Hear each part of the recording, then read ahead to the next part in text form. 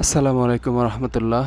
রয়েছি নবীজির দোয়ার ফসল তায়েব শহরে, নবীর রক্তজরা শহর তায়েব শহরে আব্দুল ইবনে আব্বাস রাদিয়াল্লাহু তাআলা আনহুর বাড়ি।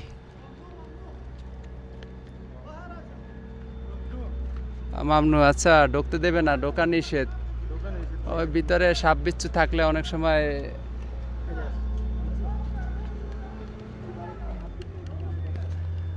জি, এটাই হলো আব্দুল ইবনে আব্বাস রাদিয়াল্লাহু তাআলা আনহুর বাড়ি। আপনারা দেখতে পাচ্ছেন তার সেই আমলের পুরাতন বাড়ি। আলহামদুলিল্লাহ, আমাদের হাজী সাহেবরা আজকে তায়েব সিটি জিয়ারা করছে, তাদেরকে দেখাতে সক্ষম হয়েছি আলহামদুলিল্লাহ।